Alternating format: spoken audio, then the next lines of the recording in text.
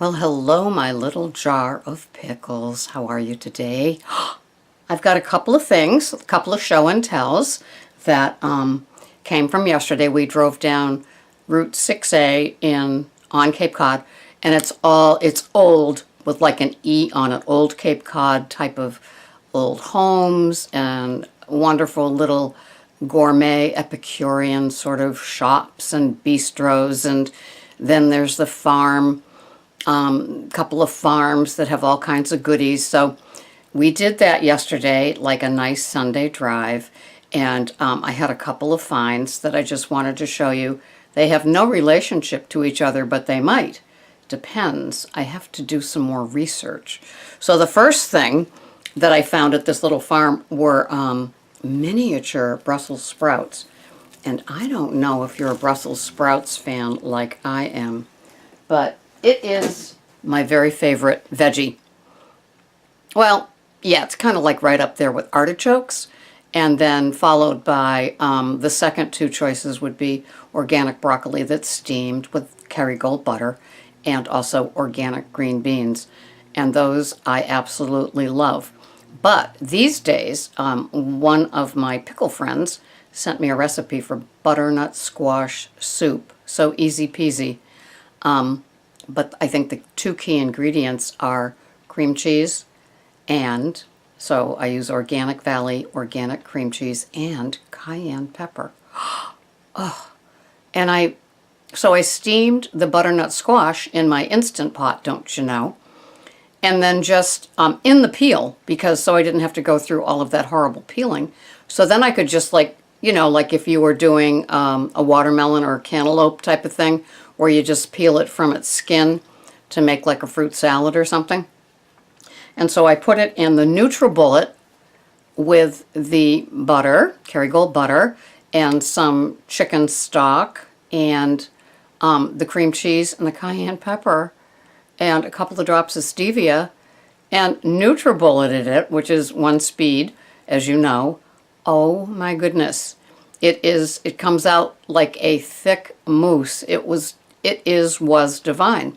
And when I did the recipe for it in Lose It, it came up with 91 calories per cup.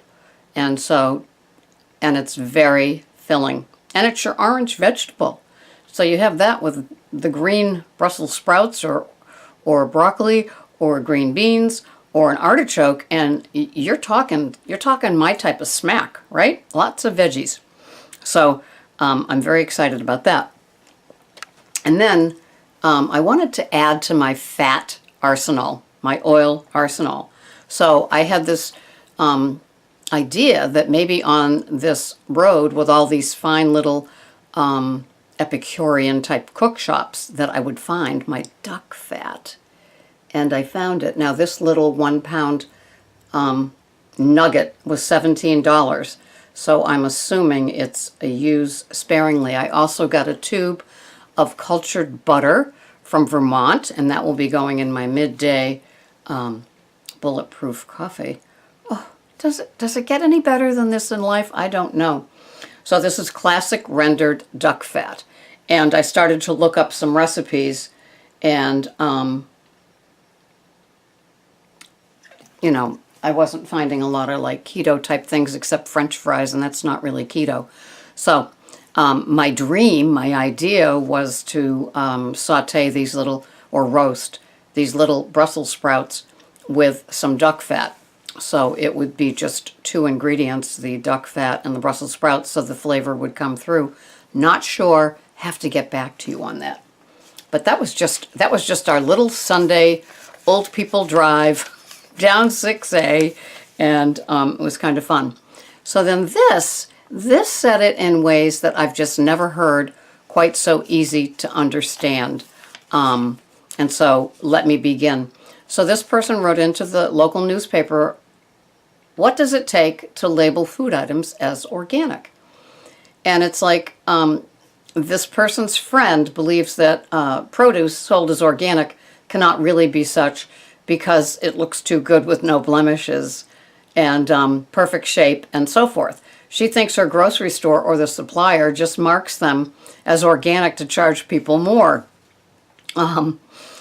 I know that organic produce has a 5-digit sticker, PLU, and the code begins with 9. So if you're buying organic produce, you will see that it's not a 4-digit, it is a 5-digit, and it's going to be the same 4 digits as, like, if you buy an organic apple, it's going to just begin with 9, same number as the regular apple.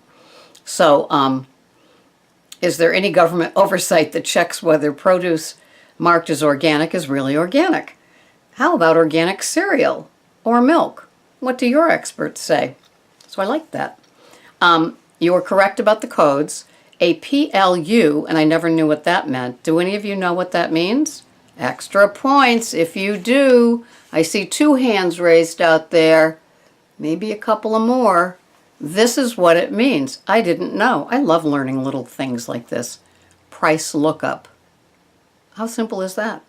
So the PLU, price lookup, code that has 5 digits beginning with 9 means the produce was raised organically.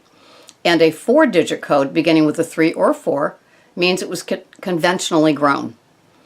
It also, a 5-digit code beginning with 8 means it is genetically modified organism, GMO, and you do not want something with an 8 in front of it. According to the online AARP article, How Do I Know If It's Really Organic? And you can get that, it comes from an April 2002 article. To bear the green and white USDA organic seal, packaged organics must be certified by any of the 50 USDA accredited certified agents and contain at least 95% organically produced ingredients, excluding water and salt. Those with at least 70% organically produced ingredients may use the words made with organic ingredients, but they don't qualify for that green and white organic label. There's some information. So made with organic ingredients is interesting. It's still better, right? It's better than something loaded with GMOs and chemicals that taste like cheese or taste like sugar or taste like cinnamon or taste like butter, right? Some may have labels with a different color combination. Mislabeling can result in an $11,000 fine per violation. As to your question of what makes organic milk organic, the scientificparent.org website states, in dairy farming, these standards have to do with type of feed. It must be organic. Access to outdoors and grazing, and treatment of the animal, not necessarily with the quality of the milk itself. So that's interesting. So when I buy Organic Valley cream cheese, it's the environment and what they're given to eat that is organic, and the treatment of the animal, not necessarily testing the cream cheese for the organic quality of it. Very interesting. So these are the sort of things that we talk about here. Sometimes they're valuable to you, and sometimes it's like, oh God, I wish you'd just show what she's eating like the other people. Well, I try to not be like the other people. I try to enlighten and educate along with myself. I didn't know that PLU was price lookup. I thought it was something much more difficult than that. That's kind of cool. I feel all wicked smart today, and it's only 6:47 in the morning. So that's my little ditty for today. I'll have to let you know about the duck fat, where it ends up, what it ends up flavoring and enhancing. And the mini Brussels sprouts are going with wild-caught fresh swordfish purchased yesterday. And so I am so excited about my dinner. And the butternut squash recipe is just as easy peasy. You probably could find a butternut squash recipe, add the cream cheese and the cayenne pepper. It only calls for like 1/4 of a teaspoon. When I made the batch, it served Greg and me twice. I had 4 ounces each time, and he probably had 6 ounces each time. So 6 and 6 is 12, 4 and 4 is 8. So it made a 20-ounce batch, which is just about as much as the NutriBullet large mug would use. So that's kind of cool. So that's it. Price lookup. Now I know. And now I know about organics too, and organic ingredients used with organic ingredients. That means 70%. So have a wonderful day, my little pickles. And I went to buy pickles yesterday, and all of them are loaded with sugar. And first I went to the bread and butter because that's the one that I wanted. And some had 0, but I don't want to smell like garlic all day. So I'm kind of pickle shy. And because I was trying to do those 9 things for the flat belly fat foods.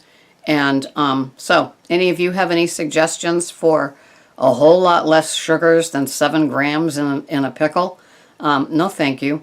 And, are there any pickles that aren't loaded with garlic if they are without sugar, or are those the 2 things that give them flavor? I don't know. I'm new to that part. I'm new to the fermented foods arena. So I'm just having the plain Fage yogurt today for my fermented food. Thanks so much for watching. This has been Sarah, Pearls of Wisdom and Food. Bye-bye for now.